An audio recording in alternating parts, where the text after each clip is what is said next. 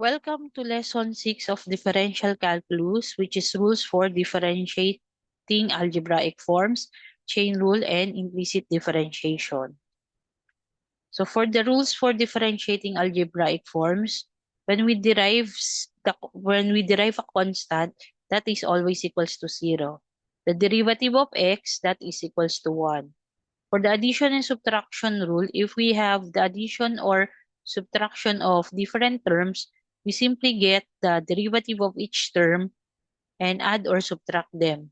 So if we have u plus minus b, derivative of u plus minus b plus minus w, we get du all over dx plus or minus dv over dx plus or minus dw over dx. For the product rule naman, if we have the derivative of u times v, we get u dv all over dx plus v du all over dx. If we have naman derivative of a constant times v, that is c dv all over dx. So sa quotient rule naman, if we have the derivative of u all over v, that is v du all over dx minus u dv all over dx all over v squared. And if we have the derivative of constant over v, that is negative constant times dv all over dx all over v squared. Tapos sa power rule naman natin, if we get the derivative of u raised to n, that is n, bababa lang natin yung exponent, u raised to n minus 1, magbabawas lang tayo ng isang exponent, tapos kukunin natin yung derivative ng u with respect to dx. And then lastly, for the radical, if we have the derivative of square root of u, that is 1 all over 2 square root of u du all over dx.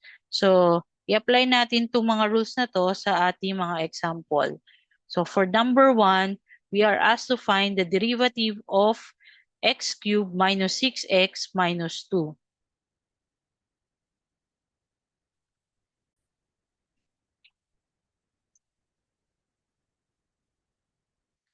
So, again,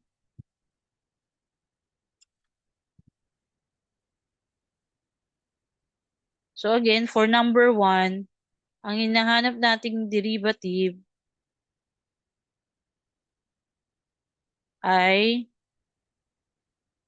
x cubed minus 6x minus 2. Ayan. Ito, pwede tayong gumamit ng subtraction rule dito. So, i-derive mo kada isang term. So, kukunin muna natin yung derivative ng x cubed with respect to x minus derivative ng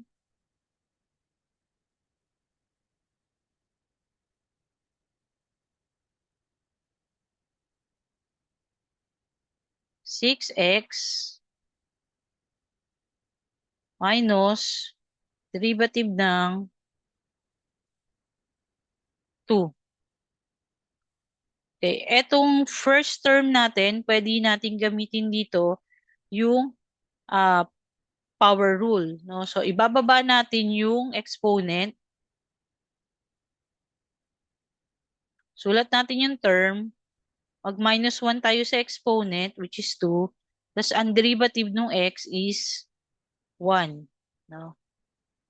Minus, ganun din dito. Ito naman, ang derivative ng, ilabas muna natin yung constant, tapos derivative ng x is 1.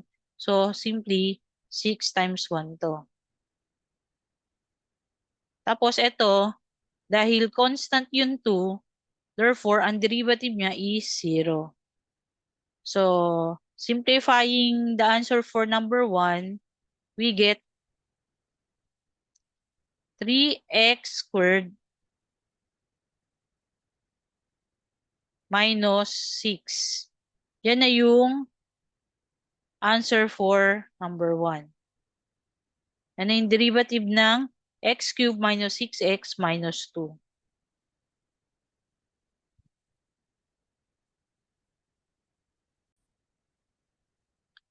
So, i-take naman natin yung second example.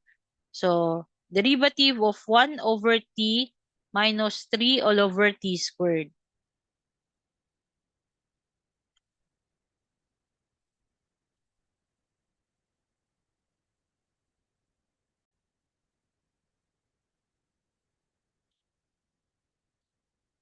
Okay. So, sa number 2, ang pinapahanap naman sa atin is d over dt ng 1 over t minus 3 all over t squared. Kaya ang pinakamadaling gawin dito is yung mga terms natin ng t, ilagay natin sa numerator. So, pag nilagay natin sa numerator to, magiging negative yung exponent natin. So, yung d all over dt natin ng t raised to negative yan, negative 1, yan yung magiging ano niya, exponent niya. Magiging negative yung exponent niya. Minus 3t raised to negative 2. Okay? Tapos, pwede na nating i-differentiate kada term. So, d all over dt ng t raised to negative 1 minus, labas natin yung constant, no? Constant value lang naman siya. 3 all over dt of t raised to the negative 2. Mapapansin nyo, pwede na natin gamitin yung power rule para dito kasi naka-exponent na naman yung ating mga t-terms. So, pag dinerive natin yung first term, that is, ibaba yung exponent, no? Using power rule, ibaba yung exponent, sulat yung term, mag-minus 1 dun sa exponent, that is negative 1 minus 1. Okay? Second term is minus 3, tapos ibaba yung exponent, negative 2 times t raised to the negative 2 minus 1. Okay? So, ito, we will have here negative, okay, negative t raised to the negative 2 plus, ito plus 3, negative 3 times negative 2 kasi is magiging positive 6 siya. Plus 6 t raised to the negative 3. Okay, so again, meron tayong mga negative exponents dito. So, para maging positive yung exponents natin, pwede natin ibalik yan sa denominator. So, ang magiging final answer natin dito is negative 1 all over t squared plus 6 all over t cubed. So, ito na yung final answer niya.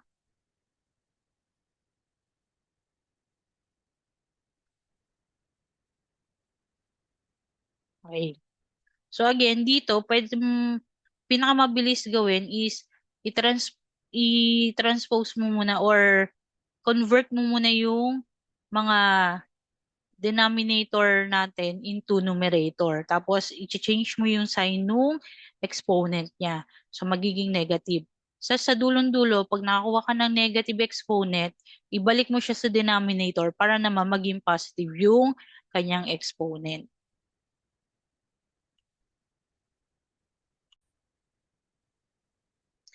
So, tapos na tayo sa number 2. Let's proceed to number 3. So, we have to derive 2t raised to 4 thirds minus 3t raised to 2 thirds. Okay, so for number 3,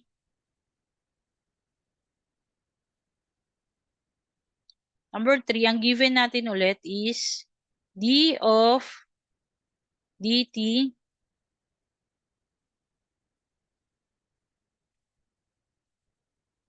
2t raised to 4/3 minus 3t raised to 2/3. Yan. So again, ito, i-derive mo kada term muna. So ito, yung first term natin, may exponent siya na 2. Ilabas natin. So ang i-derive na lang natin dito sa loob is yung t raised to the 4/3. Yan. T raised to the 4/3 minus yung yung constant value ilabas natin ulit. So this is 3. Tapos derive na lang natin ngayon is t raised to the 2/3. Okay. Pagka dinerive natin tong first term, so pwede na tayong gumamit ng power rule dito. So ibaba natin yung exponent, 4/3. Tapos, mag-subtract tayo ng 1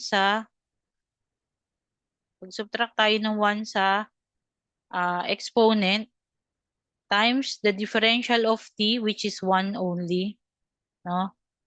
Minus, itong 1 na to nanggaling dito sa differential ng t. Okay, so ang numerical coefficient ng t is only 1. So therefore, ang multiplican natin dito is 1. Okay, minus 3. Ganun din, baba natin yung exponent, 2/3 times the term exponent minus 1 times du over dt. Ang du over dt natin is 1. Okay? So, ito, simplify na natin. So, we'll have here 8 over 3 t raised to 1/3. 4/3 minus 1 is 1/3 minus, dito makakancel dito. Yung 3 at saka yung 3 here, maka-cancel out, no? Yung 1 na lang yan. So, negative 1 times 2, that is negative 2. T raised to 2/3 minus 1 is t raised to 1, negative 1/3. Negative 1/3. Yan. So, again, meron tayo ditong negative exponent. So, ilagay natin siya sa denominator para maging positive exponent siya. So, magiging sagot natin dito ay 8/3 cube root of t minus 2 all over cube root of t. Okay, so ito yung final answer natin for number 3. Okay, paano naging cube root yan? Kasi, pagka meron tayong exponent na fraction, pag kinonvert natin sa radical, yun yung nagiging root niya. So, let's say for example, meron tayong x raised to 1/2, yan ay square root. Square root of x. So, kung may x raised to 1/3 tayo, yan naman ay cube root of x. Ayan. So, kung may x raised to 1/4, yan naman ay nagiging 4th root of x. So, again, dito ang ginawa natin, nilagay natin sa denominator yung t para maging positive exponent siya. So, magiging negative, ito itong term na to, yan, ginawa siyang, denominator. So, magiging negative 2 all over t raised to 1/3 siya. Yan. Kaya pag kinuha na natin yung final answer natin, so, isusulat natin siya as radical. So, you get 8 over 3 cube root of t minus 2 all over cube root of t.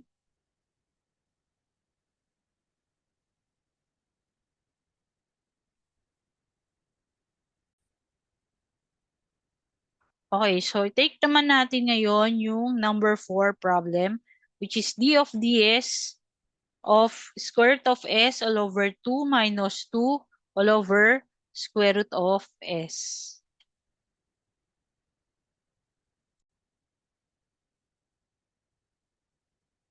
Okay.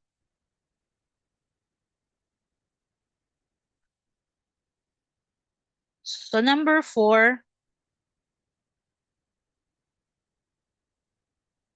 d of ds naman tayo ngayon.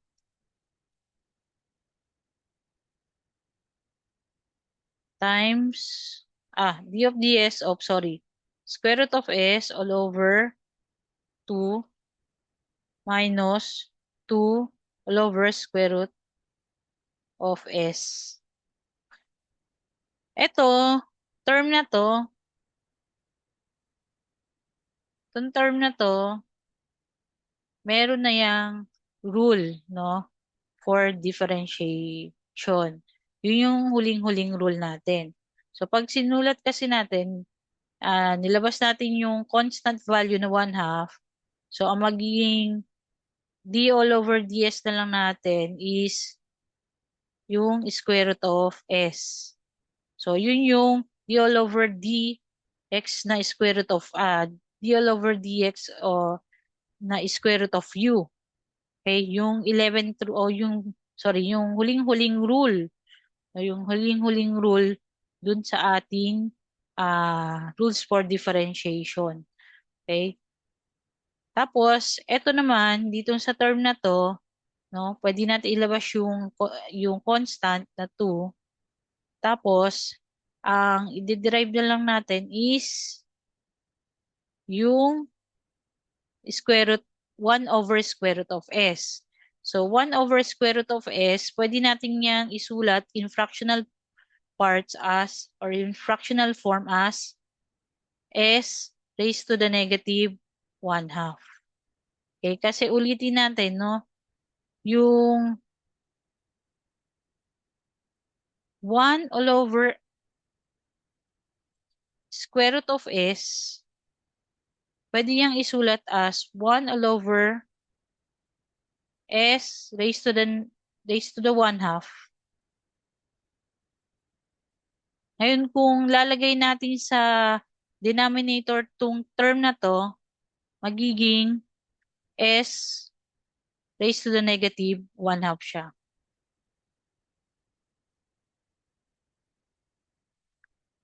Okay, magne-negate yung exponent.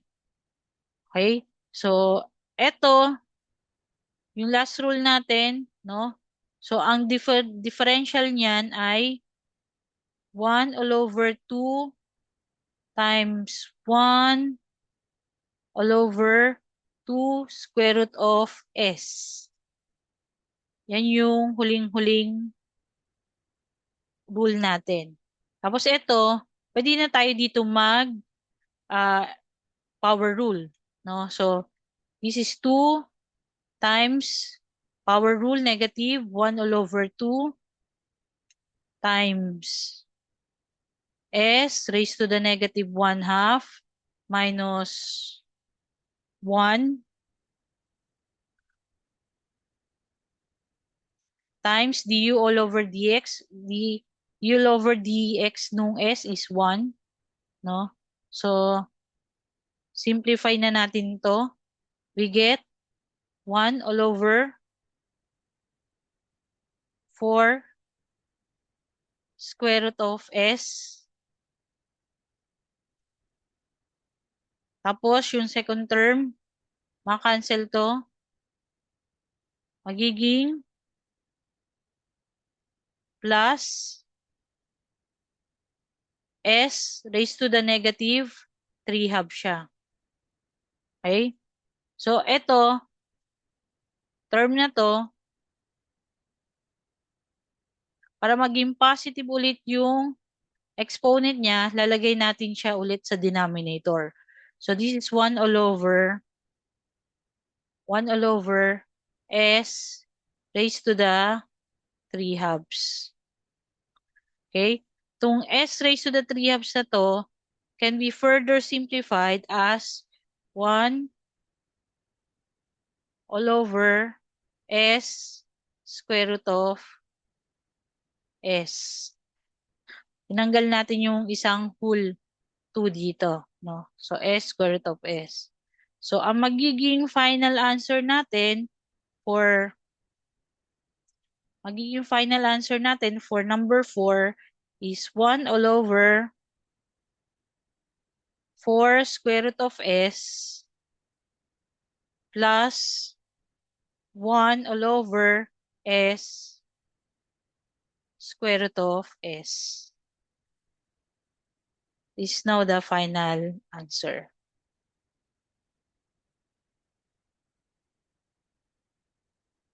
Yan.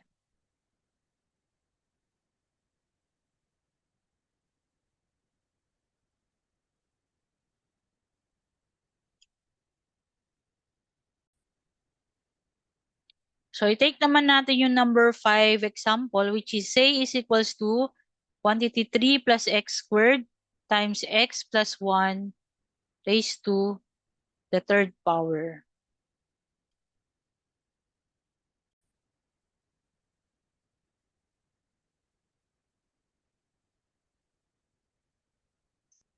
So, number 5, we have say is equals to 3 plus x squared times x plus 1 cube. So, ito, ang i-apply natin dito is the product rule. So, mag-a-assign tayo ng u at saka v. So, assign natin na u is 3 plus x squared. So, kunin mo yung du niya. Yung du niya ay 2x. So, yung v naman natin dito,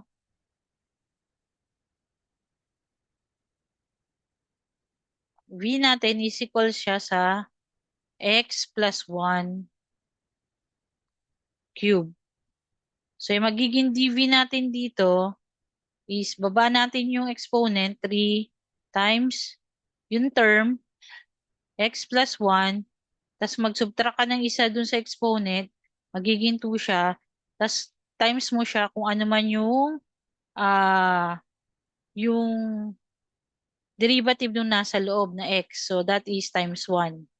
Kasi 1 lang yung x natin dito. So, yung dv natin is 3 times x plus 1 squared. Okay, tapos, susundin na natin ngayon yung formula natin for the product rule, which is udv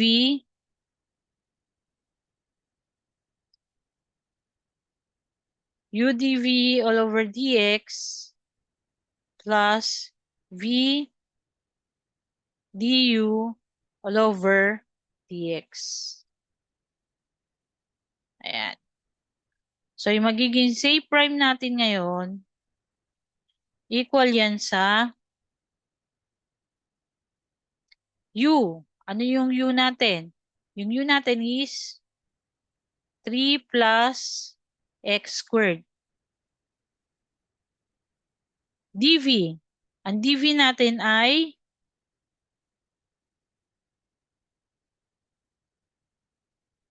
3 times x plus 1 squared.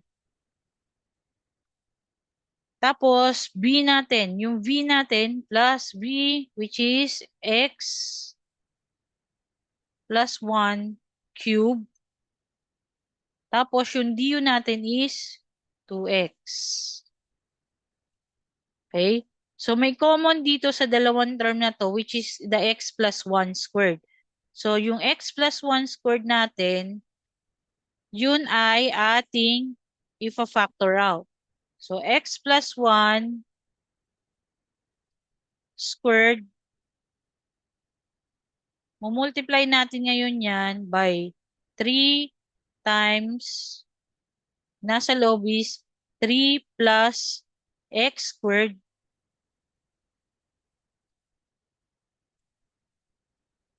plus, may matitira ditong isang x plus 1. X plus 1 times 2x. Ayan. So, yun yung nasa loob ng parenthesis natin. And then, finally, ang gagawin natin is, yung nasa loob, ito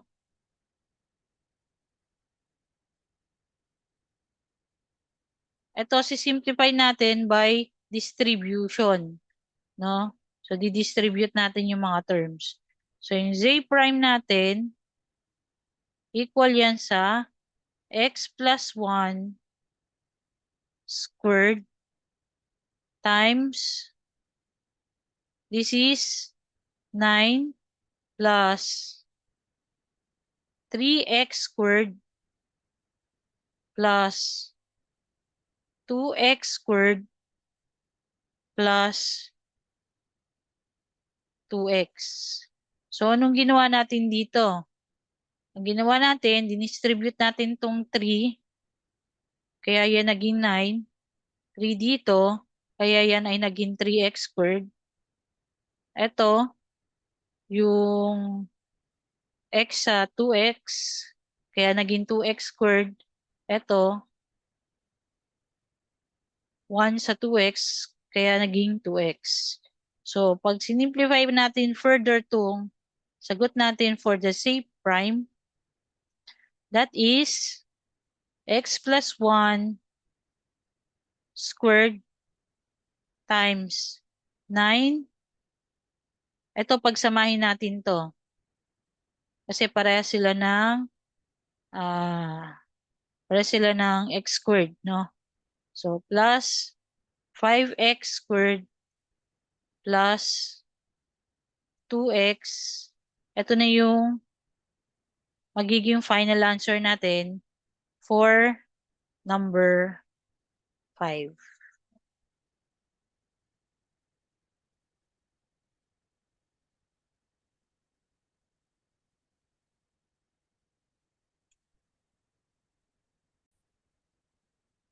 Okay, so yung last example natin for number 6 is y is equals to 2x all over x squared plus 1.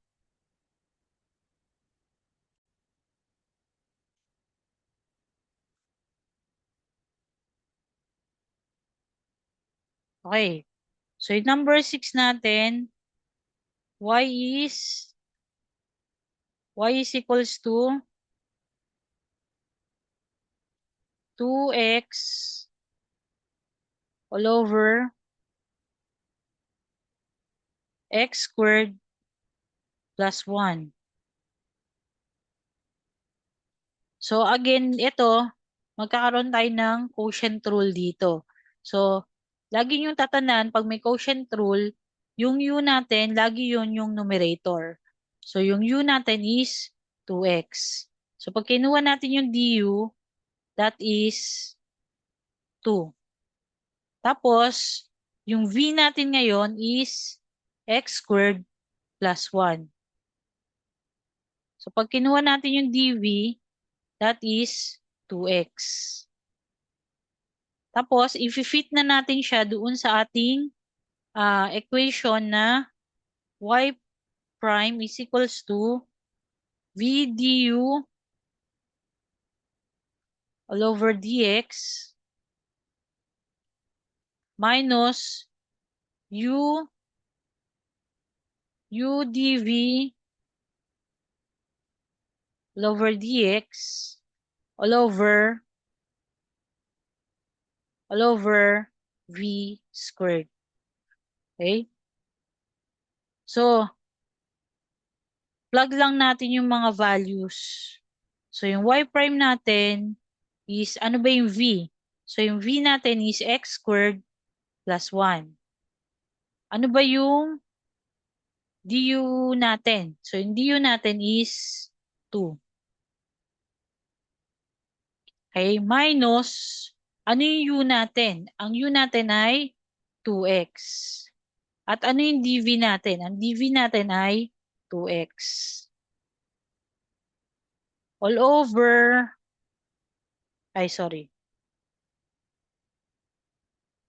Yan. All over v squared, ang v natin ay x squared plus 1. So, all over x squared plus 1 squared. Yan. So, again, to distribution, no, distribute natin to dito, tsaka dito. Okay? Makakuha natin yung y prime natin as 2x squared plus 2. And then, distribute natin to, ito, multiply natin siya dito. This is minus 4x squared. All over, kahit yung denominator, huwag nyo nang i-expand. No? So, at least na lang siya. So, x squared plus 1 squared. So, simplify natin kasi, ayan, may pares na naman tayo na terms. No? Ayan, so x squared. So, magiging y prime natin ngayon, the final answer is 2 minus 2x squared all over x squared plus 1 quantity squared. Or kung gusto nyo i-factor out pa further yung 2, pwede naman. So, factor out natin yung 2 sa numerator, you get 2 times 1 minus x squared all over x squared plus 1 quantity squared. So, ito na yung final answer natin for number, sorry. Yan. Yan na yung final answer for number 6.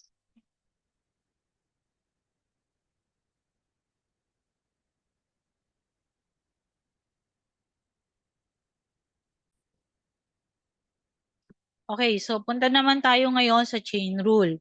So, sabi natin, let f and g be functions. For all x in the domain of g, for which g is differentiable at x, and f is differentiable at g of x, the derivative of the composite function h of x equals to f of f and g f of x is equals to f g of x, which is given by h prime of x equals to f prime of g of x, g prime of x. So, parang ang ginagawa lang natin dito is dinidifferentiate muna natin yung outer bago natin di-differentiate yung inner term. Okay? So, kaya siya naging chain rule kasi nagdi-differentiate tayo ng nagdi-differentiate. Okay? Dapat differentiable yung f natin, yung f prime of x natin, at saka yung g prime of x. So, let's proceed with the example. So, for example number 1, we have to differentiate h of x is equals to 1 all over 3x squared plus 1 squared.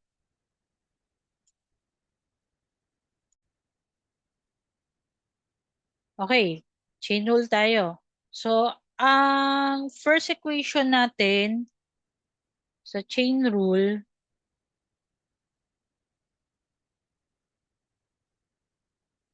teka,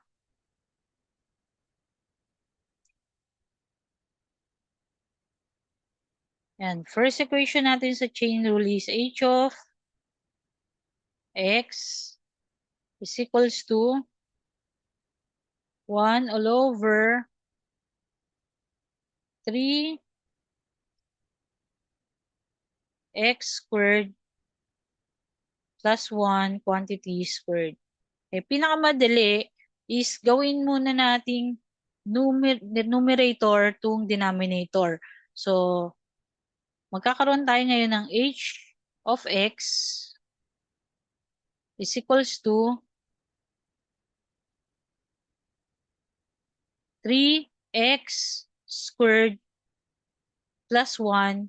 Pag ginawa mong numerator yung denominator, ginagawa nating negative yung exponent niya. So, raised to the negative 2.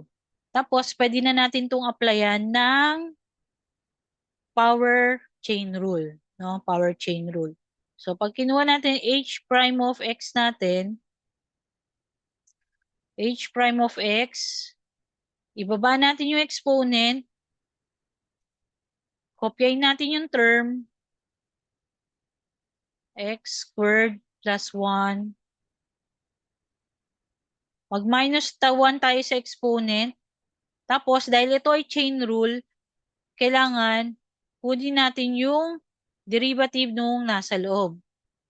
No? So, ang derivative nung nasa loob na term ay 6x.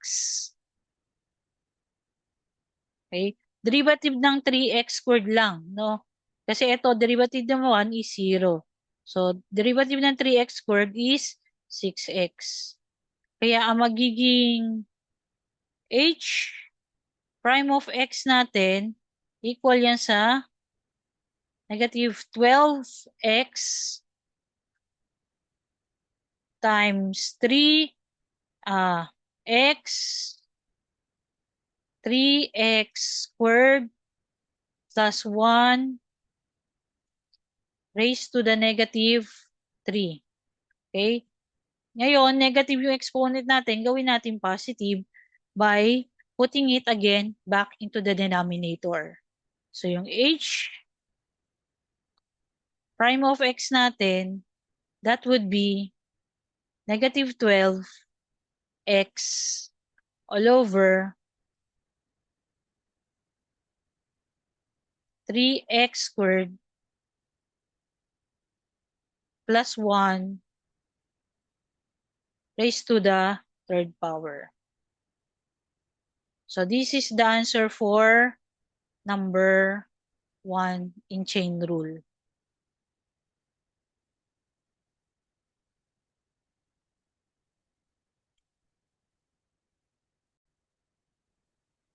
So for number 2, we are asked to find the derivative of f of x is equals to 2x cubed plus 2x minus 1 quantity raised to the fourth.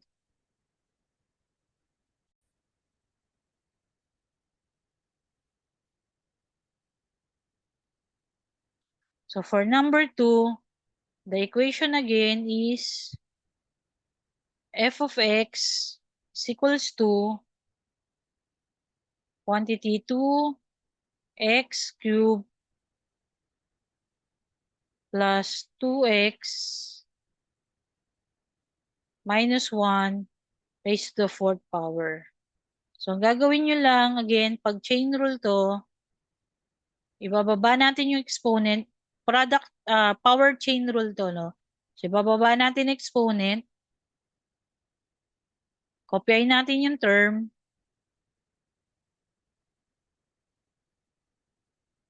is 2x minus 1. Mag-minus 1 tayo sa exponent. So, magiging 3 na lang to. Tapos, kunin mo yung derivative nung nasa loob. So, derivative ng 2x cubed is 6x squared. Tapos, derivative ng 2x is positive 2. Okay? So, simplify mo na lang siya. F prime of x pala to. F prime of x. So, f prime of x natin Yung 4, distribute natin dito. Yung 4, distribute mo siya dito. Dito. Dito. Yan. So, yung f prime of x natin ngayon is equals to 24x squared plus 8 times 2x cubed plus 2x minus 1 quantity cube. So this is now the final answer.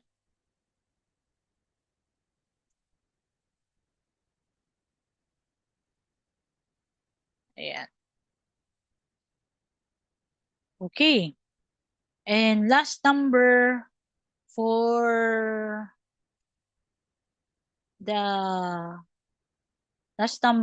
chain rule. Okay, last number, find the equation of that line tangent to h of x is equals to 1 all over 3x minus 5 quantity squared at x equals to 2.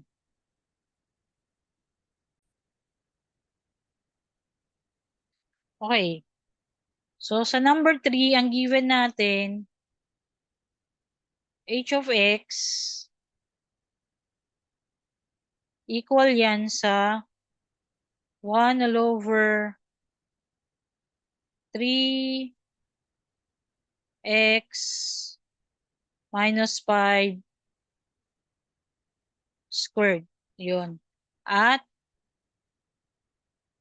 x is equals to 2. So, papansinin natin, wala tayong value ng y. Ang pinapahanap sa atin is tangent line. So, kailangan muna nating hanapin yung y by substituting 2, no, sa x.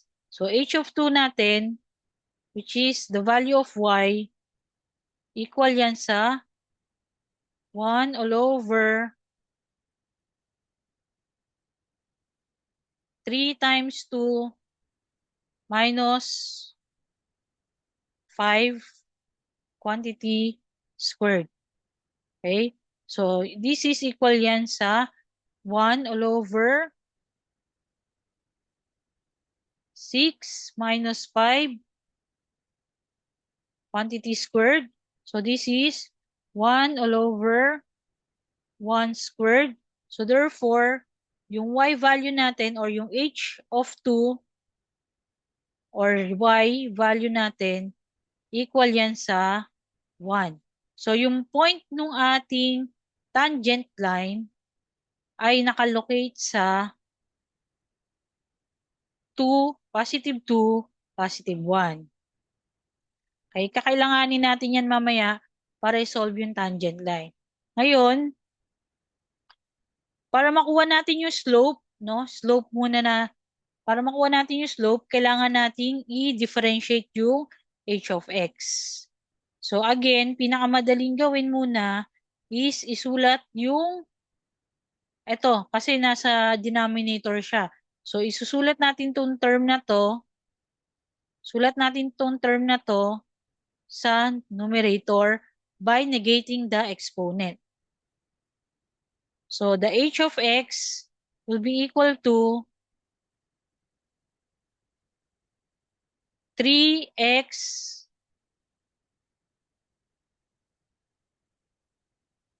minus 5 raised to the negative 2. Okay? So ito ngayon yung ating i-differentiate. So yung h prime of x natin ngayon will be, ibaba yung exponent, no? Power chain rule. Ibaba yung exponent, kopyahin yung term, mag-minus 1 sa exponent, magiging negative 2 minus 1. So, magiging negative 3. Simplify na natin. Tapos, kunin yung derivative nung nasa loob. So, yung derivative nung nasa loob ay 3. Okay? So, h prime of x natin, equal yan sa negative 6 times 3x minus 5 raised to the negative 3. Okay? Pero yung exponent natin dito is naka-negative pa. So, lagay natin siya sa denominator para maging positive. So, h prime of x ngayon is equals to negative 6 all over 3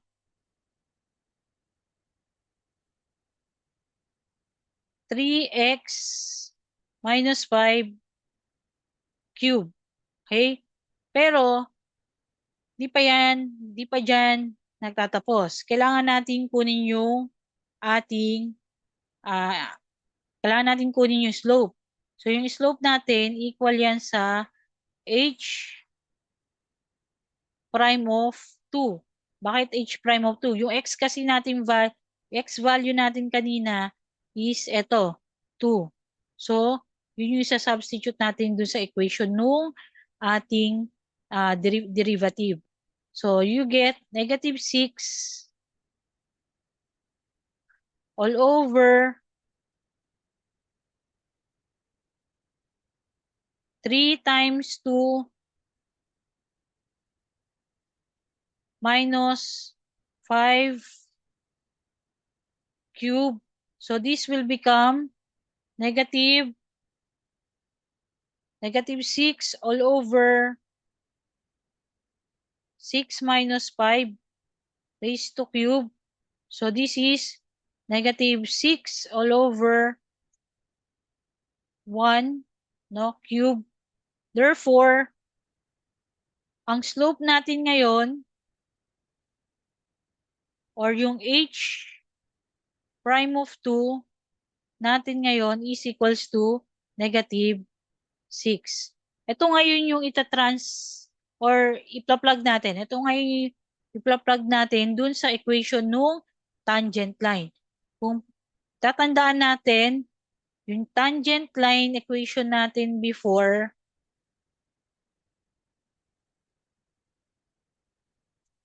we have y minus y1 is equals to m times x minus x sub 1. Okay? Meron tayong y sub 1 tsaka x sub 1. Yung y sub 1, ito yung na-compute natin kanina na 1. Tapos yung x sub 1 natin, ito yung 2. So, plug lang natin lahat ng values. You have y minus 1 is equals to negative 6 times x minus 2. Okay? And then, simplify na lang natin itong equation na to. So, you get y minus 1 is equals to distribute negative 6. So, you get negative 6x plus 12. Tapos, isulat natin siya in standard form. So, yung standard form natin is ax plus by equals to c. So, itatranspose natin yung negative 6x sa kaliwa. So, you get negative or rather magiging positive na siya. So, magiging 6x plus y. Tapos yung 1, itatranspose natin negative 1. Ito negative 1 na to, na-transpose natin sa kanan.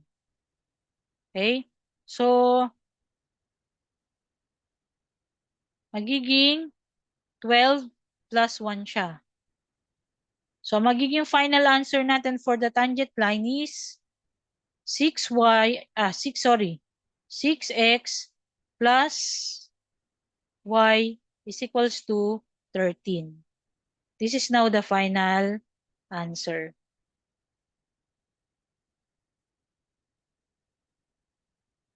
Yan.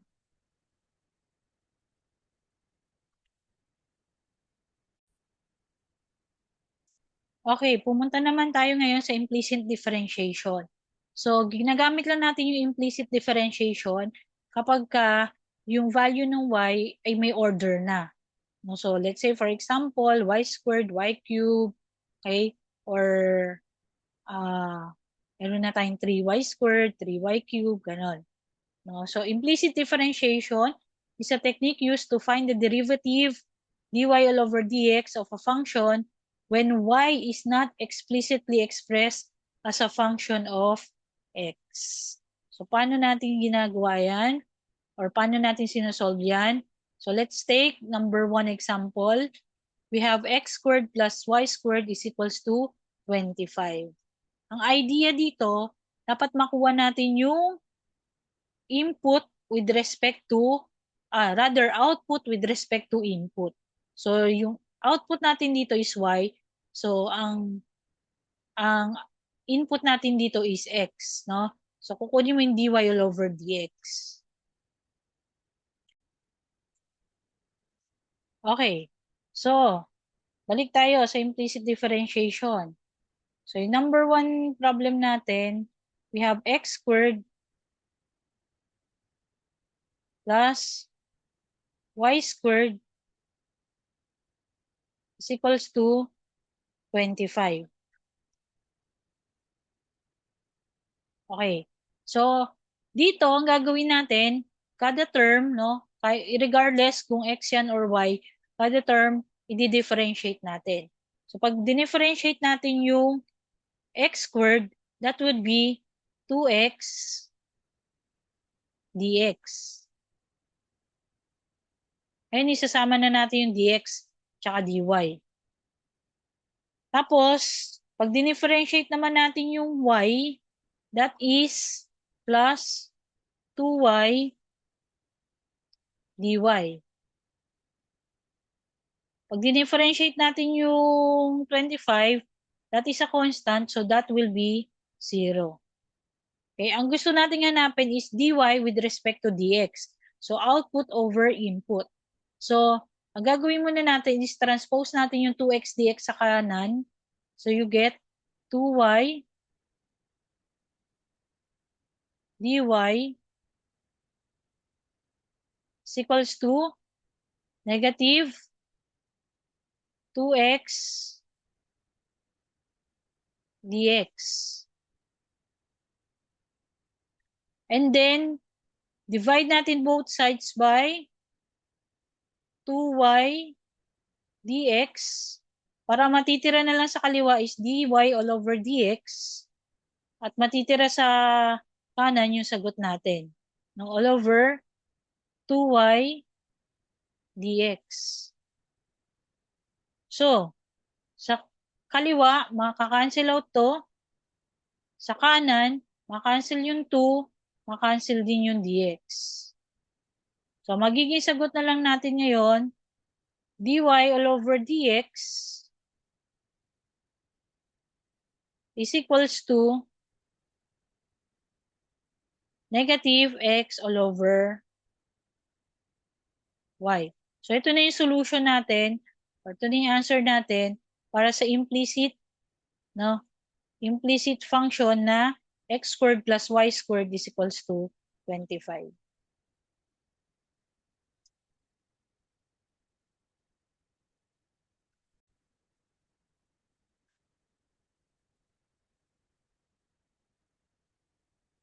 Okay. So, next naman na nahanap natin is dx all over dt for t is equals to x cubed plus 1 quantity squared.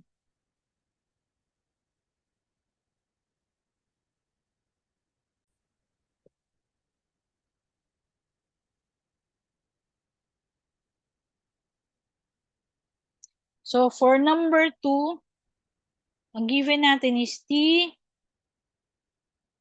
is equals to x cubed plus 1. Okay, ang hinahanap natin is dx all over, plus 1 squared. May squared pala dito. Sorry, yan. Dx all over dt ang hinahanap natin. Okay, so ganun ulit, no? Differentiate natin kada isa. So, differential or derivative of t is dt. 1 lang kasi yun. So, 1 dt. So, wag mo na isulat yung 1, no? Is equals to, tapos yung x naman, you get 2, eto, chain rule to, no? Times x cube plus 1. Tapos 2 minus 1 is 1 times the derivative yung nasa loob, which is 3x squared.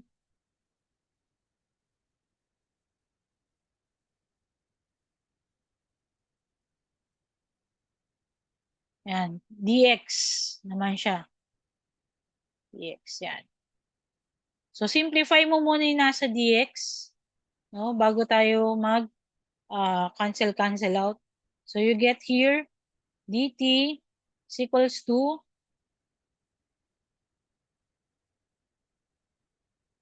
6x to the 5th power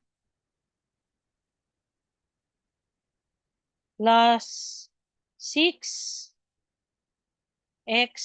squared. Yan. Dx. So, ang kailangan natin dx all over dt. So, ang gagawin lang natin is divide both sides by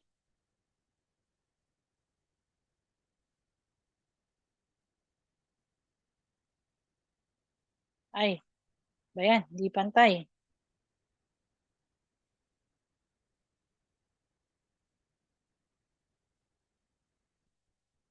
Divide both sides by 6x to the 5th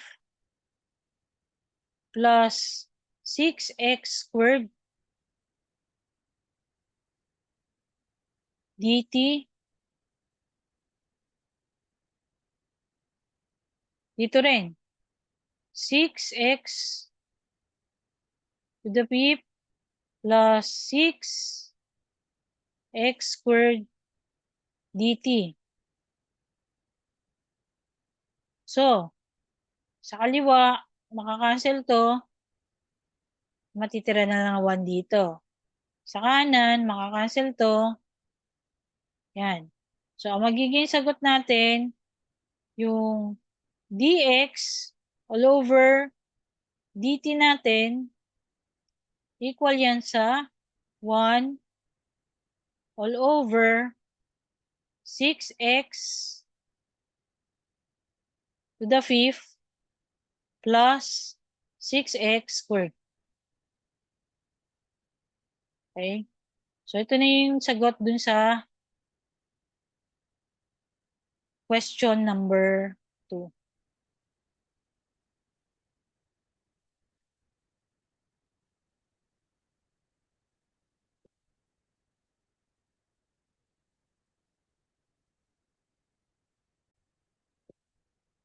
Okay, so yung last number natin is we have to find the differential or derivative of 2y squared plus 3 quantity squared is equals to x plus 2 quantity cube.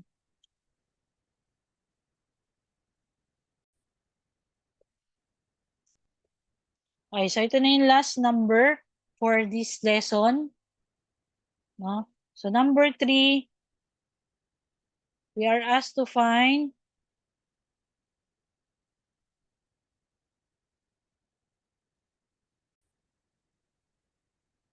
okay, so for number 3, again, we have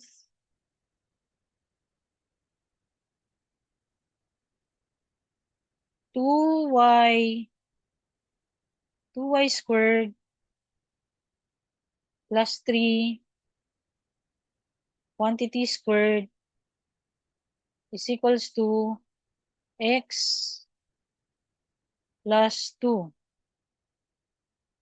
Quantity cube. So again, kunin natin yung differential nung kada terms natin, no? So, ito, doon sa kaliwa, ang magiging differential niyan is 2, okay, power chain rule, no?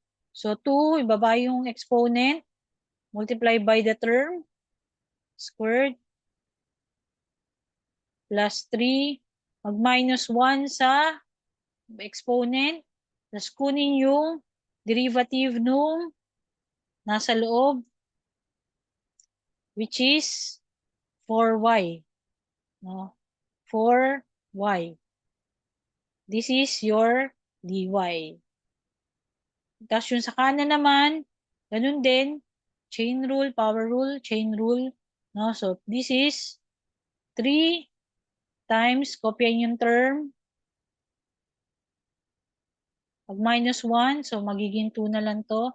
And then the derivative doon nasa loob, which is 1 dx. So, simplify muna natin. Simplifying this, we get 8y, hindi, 16. Kasi, sorry. Ayan. 2 times 4y, eto muna. Sige, isa-isay natin. 8y times 2y squared plus 3 dy is equals to 3 times x plus 2 squared. Okay, so ito, simplify pa natin siya. So, magkakaroon, or kahit pwede nang ganyan na lang, no? So, solve na natin yung implicit differentiation niya or differential niya. Implicit differential. Dx pala ito, dx yan. So, divide both sides by 8y, 2 times 2y squared plus 3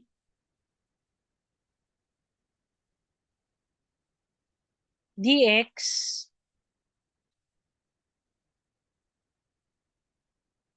tapos dito rin, no, 8y times 2y squared plus 3 dx. So, x to. So, again, sa kaliwa, makakancel to. Matitira na lang sa atin, dy all over dx. Sa kaliwa, makakancel, sa kanan, makakancel yung dx. No? So, magiging implicit solution natin dito, dy over dx is equals to 3 times x plus 2 squared all over 8y times 2y squared plus 3.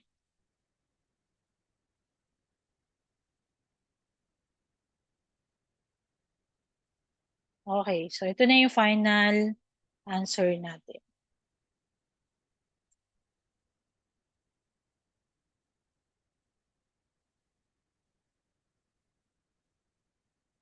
Okay, so dyan nagtatapos yung ating lesson number 6. So, para ma-test natin yung inyong knowledge or natutunan for lesson number 6, you may do the practice exercise. Okay? So, that's it. See you again for the next lesson.